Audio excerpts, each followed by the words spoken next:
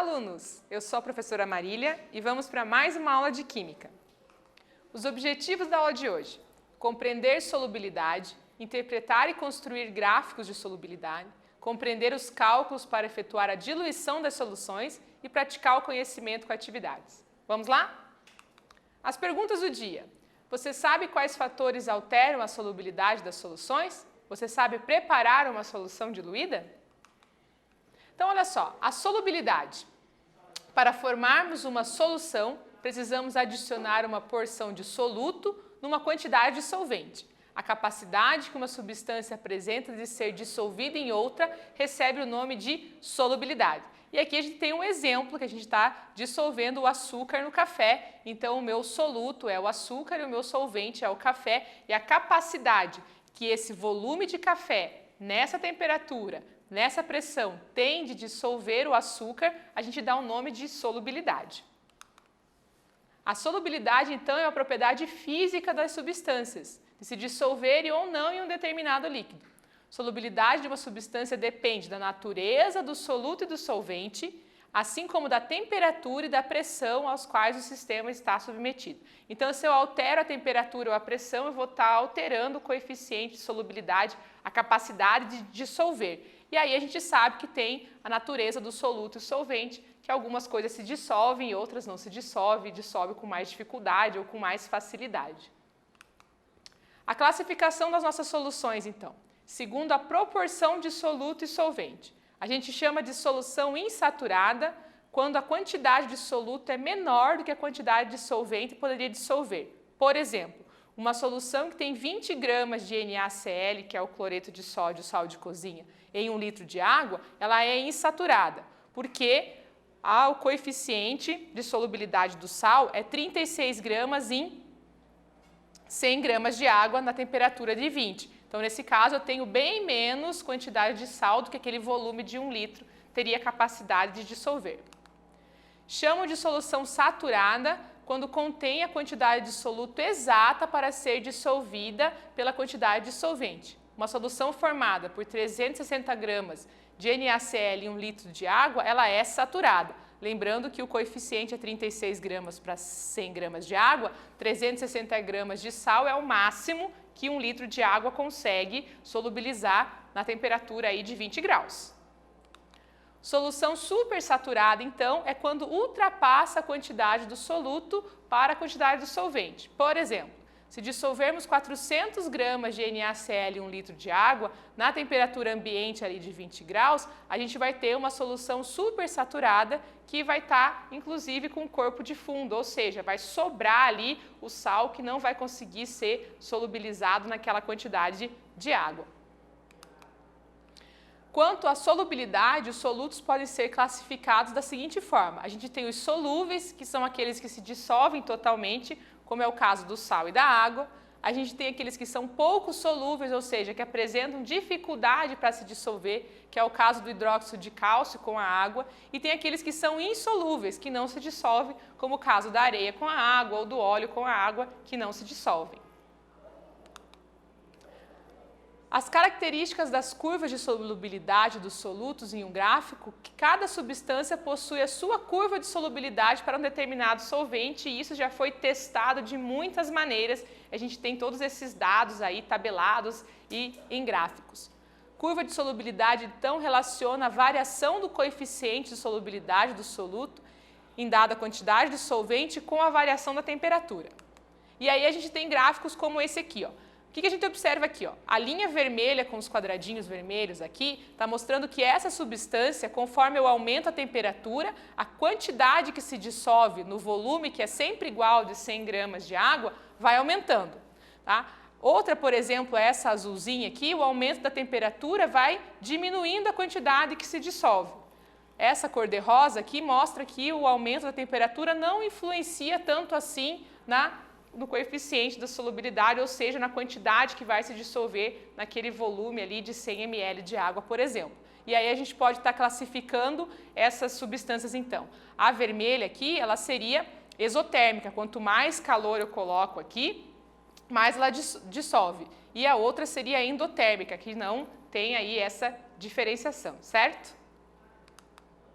O coeficiente de solubilidade, que a gente chama de CS, é a máxima quantidade de soluto que se solubilize em uma dada quantidade de solvente a uma determinada temperatura. E aí a gente pode estar vendo essa observação aqui, ó. Quando a gente vai preparar a solução, a gente tem que levar em conta 3 critérios: a quantidade do solvente que vai ser utilizada, a temperatura do solvente e a quantidade de soluto que eu vou utilizar. E aí, para preparar a solução, também é importante conhecer o coeficiente de solubilidade. Aí você vai prever qual é o comportamento que você vai dar ali para a temperatura, por exemplo, se vai ser mais ou menos dissolvido a substância no solvente que você escolheu. E aí a gente tem uma situação assim, ó.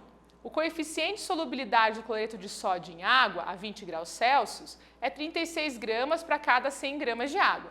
Essa informação significa o quê? Que caso tenha 100 gramas de água a 20 graus Celsius, ela consegue dissolver no máximo 36 gramas do sal. Se adicionar 1 grama a mais nesse volume de água, nessa temperatura, ela não vai se dissolver e vai ficar depositada no fundo. O que eu posso fazer para modificar isso? Posso aumentar a temperatura e continuar com o mesmo volume de água, ou eu posso botar mais solvente, ou seja, colocar mais água e aí eu vou conseguir dissolver mais sal.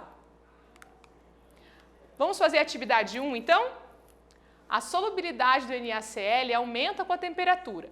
Sabendo que a 0 graus, 60 gramas de sal formam com a água 260 gramas de solução saturada, aquecendo-se a solução até 80 graus, a saturação só será mantida se for acrescentado 20 gramas de sal. A partir desses dados, construa o gráfico e a curva de solubilidade. Então, eu já tenho a planificação aqui, quero que vocês construam essa linha conforme os dados do exercício. Agora é com vocês.